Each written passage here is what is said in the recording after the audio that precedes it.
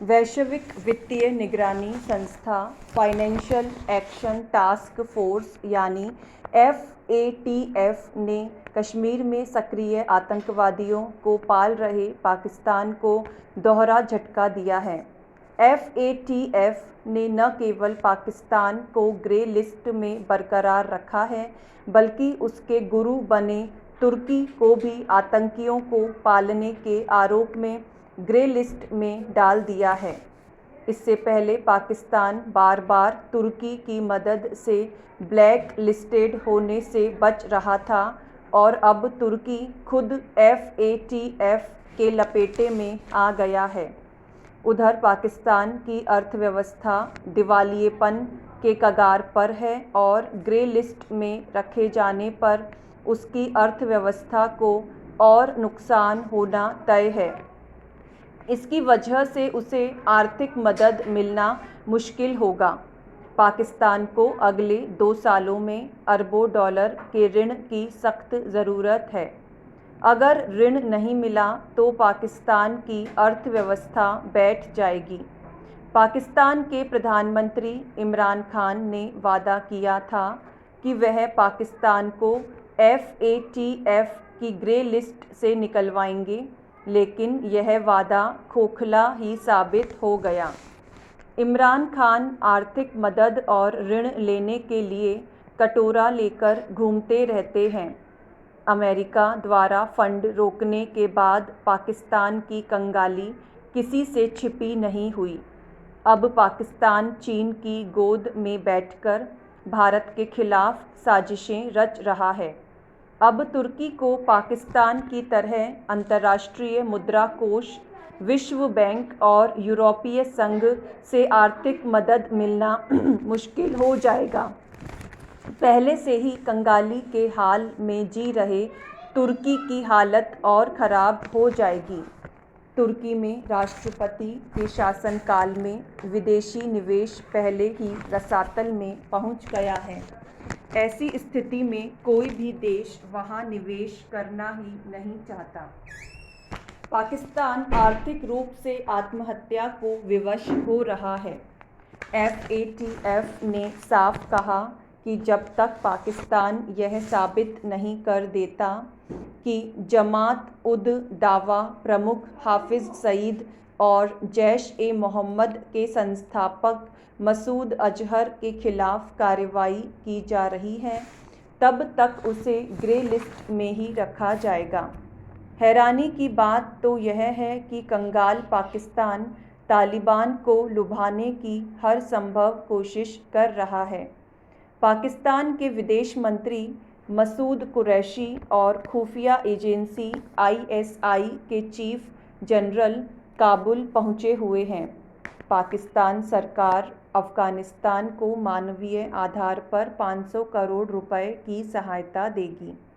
नया पाकिस्तान बनाने का वादा करके सत्ता में आए इमरान खान की रियासत मदीना आर्थिक तबाही के दौर में पहुंच गई है।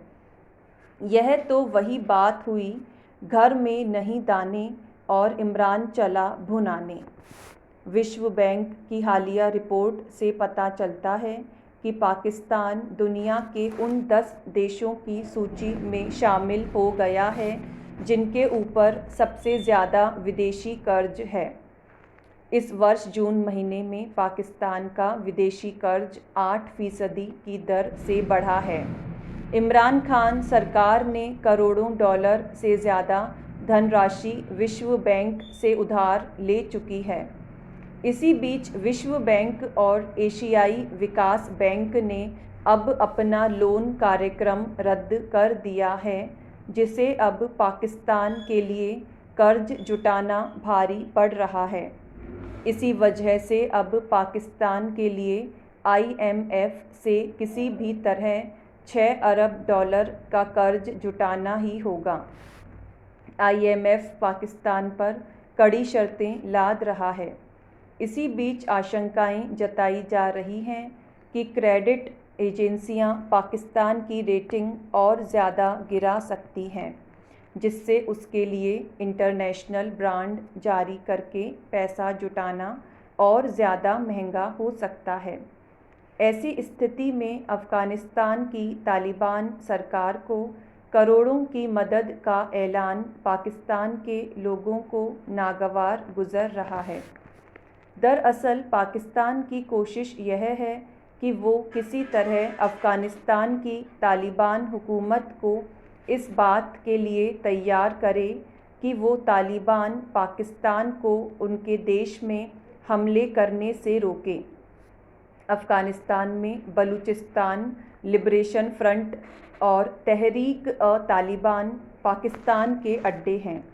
ये आतंकी संगठन अक्सर पाकिस्तान में घुसकर हमले करते हैं।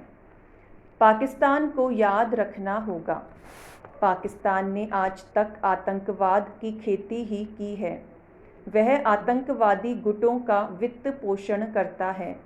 कौन नहीं जानता कि उसने अफ़गानिस्तान में तालिबान समर्थक गुटों का वित्त पोषण किया है। अगर उसने यह सब बंद नहीं किया तो FATF उसे ईरान और उत्तर कोरिया की तरह ब्लैक लिस्ट में डाल सकता है। तब उसे बचाने वाला कोई नहीं होगा। तेल की कीमतों में लगातार वृद्धि से पाकिस्तान का आयात बिल बढ़ता जा रहा है। वह लगातार पाकिस्तान कपड़े और सस्ते उत्पाद का निर्यात कर रहा है। चालू खाते का घाटा बढ़ता जा रहा है, लेकिन वह आतंकवाद फैलाने के लिए खर्च कम नहीं कर रहा। ऐसी स्थिति में पाकिस्तान भविष्य में टूट भी सकता है।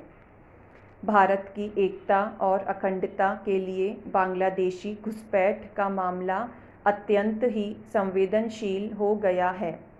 अब तक की कई रिपोर्ट एवं तथ्य के आधार पर यह स्पष्ट है कि सन 1971 के बाद से ही बड़ी संख्या में बांग्लादेशी घुसपैठिए भारत में आ रहे हैं।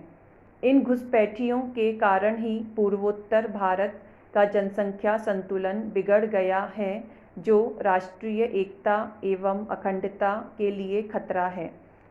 भारत ने जिस बांग्लादेश को मानवीय मूल्यों के आधार पर हर संभव मदद की, उसी बांग्लादेश ने आज एक दुश्मन देश के रूप में भारत के साथ दुर्व्यवहार कर हर प्रकार से भारत को नुकसान पहुंचाने का प्रयास किया। इसके लिए बांग्लादेश के साथ साथ भारत में गैर NDA सरकार भी जिम्मेदार है, जो वोट बैंक की राजनीति के कारण बांग्लादेशी घुसपैठियों पर मौन साधे रही।